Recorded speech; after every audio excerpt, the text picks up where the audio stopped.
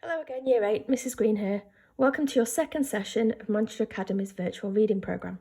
This week's focus is dystopian fiction, and I'll be reading extracts from the Hunger Games. Tune in every day for the next instalment.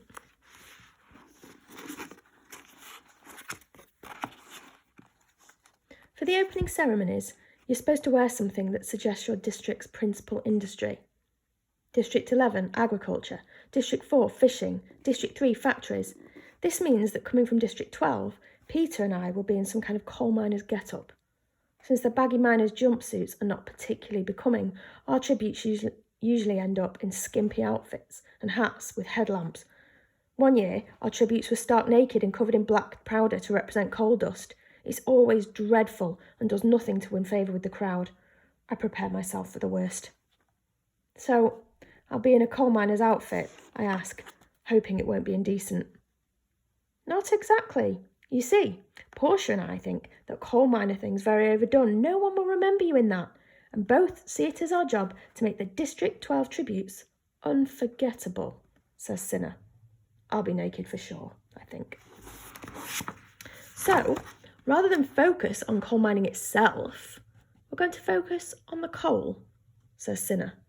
Naked and covered in black dust, I think. And what do we do with coal? We burn it, says Cinna.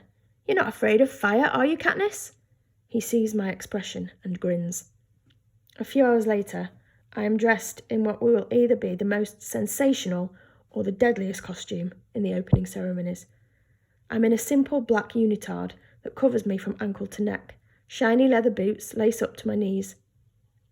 But it's the fluttering cape, made of streams of orange, yellow and red, and the matching headpiece that define this costume. Cinna plans to set them on fire just before our chariot rolls onto the streets.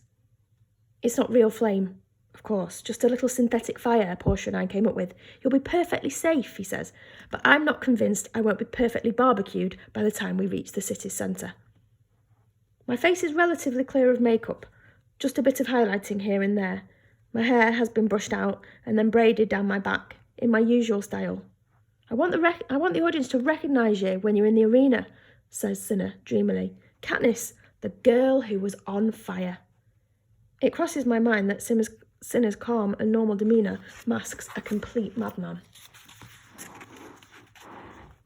Despite this morning's revelation about Peter's character, I'm actually relieved when he shows up, dressed in an identical costume. He should know about fire, being a baker's son and all. His stylist, Portia, and her team accompany him, and everyone is absolutely giddy with excitement over what a splash will make, except Cinna. He just seems a bit weary as he accepts congratulations. We're whisked down to the bottom level of the remake centre, which is essentially a gigantic stable. The opening ceremonies are about to start. Pairs of tributes are being loaded into chariots pulled by teams of 4 horses. Ours are coal black. The animals are so well trained, no one even needs to guide their reins. Cinna and Portia direct us into the chariot and carefully arrange our body positions, the drape of our capes, before moving off to consult with each other. What do you think? I whisper to Peter. About the fire. I'll rip off your cape if you'll rip off mine, he says, through gritted teeth. Deal, I say. Maybe if we can get them off soon enough, we'll avoid the worst burns. It's bad, though. They'll throw us into the arena no matter what condition we're in.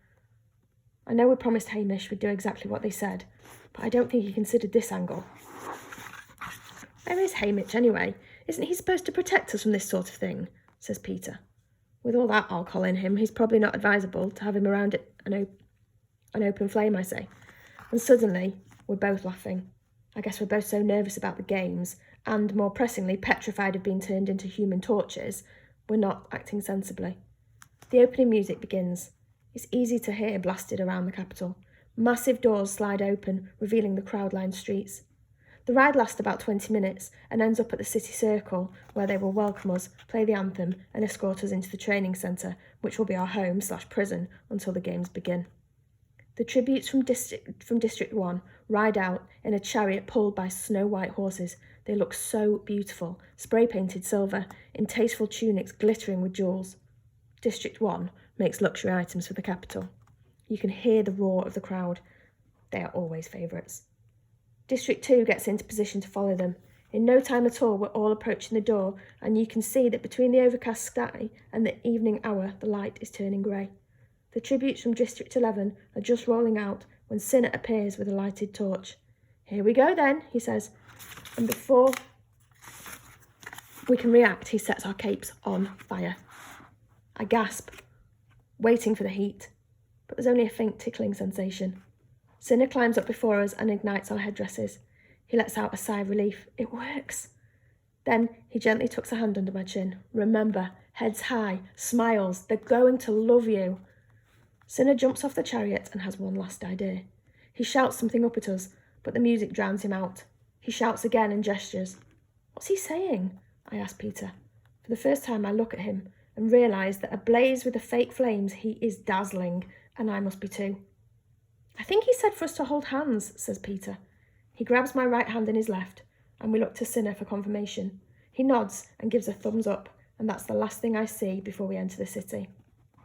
The crowd's initial alarm at our appearance quickly changes to cheers and shouts of "District 12!"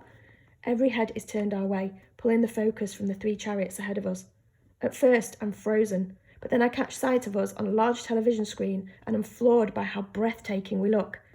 In the deepening twilight, the fire illuminates our faces. We seem to be leaving a trail of fire off the flowing capes. Sinner was right about the minimal makeup. We both look more attractive, but utterly unrecognisable. "Remember, heads high, smiles, they're going to love you." I hear Sinner's voice in my head. I lift a chin a bit higher, put on my most winning smile and wave with my free hand. I'm glad now I have Peter to clutch for balance. He's so steady, solid as a rock. As I gain confidence, I actually blow a few kisses to the crowd. The people of the capital are going nuts, showering us with flowers, shouting our names, our first names, which they've been bothered to find on the programme. The pounding music, the cheers, the admiration work their way into my blood, and I can't suppress my excitement. Sinner has given me a great advantage. No one will forget me. Not my look, not my name. Katniss, the girl who was on fire. For the first time, I feel a flicker of hope rising up in me. Surely there must be one sponsor willing to take me on. And with that little extra help, some food, the right weapon, why should I count myself out of the games? Someone throws me a red rose. I catch it, give it a delicate sniff, and blow a kiss back in the general direction of the giver. 100 hands reach up to catch my kiss, as if it were a real and tangible thing. "Katniss! Katniss!" I can hear my name being called from all sides. Everyone wants my kisses. It's not until we enter the city circle that I realise I must have completely stopped the circulation in Peter's hand. That's how tightly I've been holding it. I look down at our linked fingers as I loosen my grasp. But he regains his grip on me. "No, don't let go of me," he says. The firelight flickers off his blue eyes. "Please, I might fall out of this thing." "Okay," I say, so I keep holding on. But I can't help feeling strange about the way Sinner has linked us together. It's not really fair to present us as a team and then lock us into an arena to kill each other. The 12 chariots fill the loop of the city circle. On the buildings that surround the circle, every window is packed with the most prestigious citizens of the capital. Our horses pull the chariot right up to the President Snow's mansion, and we come to a halt. The music ends with a flourish. The President, a small, thin man with paper white hair, gives the official welcome from a balcony above us. It is traditional to cut away to the faces of the tributes during the speech, but I could see on the screen that we're getting way more than our share of airtime. The darker it becomes, the more difficult it is to take your eyes off our flickering. When the national anthem plays, they do make an effort to do a quick cut around to each pair of tributes, but the camera holds on the District 12 chariot as it parades around the circle one final time and disappears into the training centre. The doors have only just shut behind us when we're engulfed by the prep teams, who are nearly unintelligible as they babble out praise. As I glance around, I notice a lot of the other tributes are shooting us dirty looks, which confirms what I've suspected. We've literally outshone them all. Then Sinner and Portia are there, helping us down from the chariot, carefully removing our flaming capes and headdresses. Portia extinguishes them with some kind of spray from a canister. I realise I'm still glued to Peter and force my stiff fingers to open. We both massage our hands. "Thanks for keeping hold of me. I was getting a little shaky there," says Peter. "It didn't show," I tell him. "I'm sure no one noticed." "I'm sure they didn't notice anything but you. You should wear flames more often," he says. "They suit you." And then he gives me a smile that seems so genuinely sweet, with just the right touch of shyness, that unexpected warmth rushes through me. A warning bell goes off in my head. "Don't be so stupid," Peter is planning how to kill you, I remind myself. He's luring you into making you easy prey. The more likeable he is, the more deadly he is. But because two can play at that game, I stand on tiptoe and kiss his cheek, right on his bruise. Okay, Year 8, come back tomorrow for another one.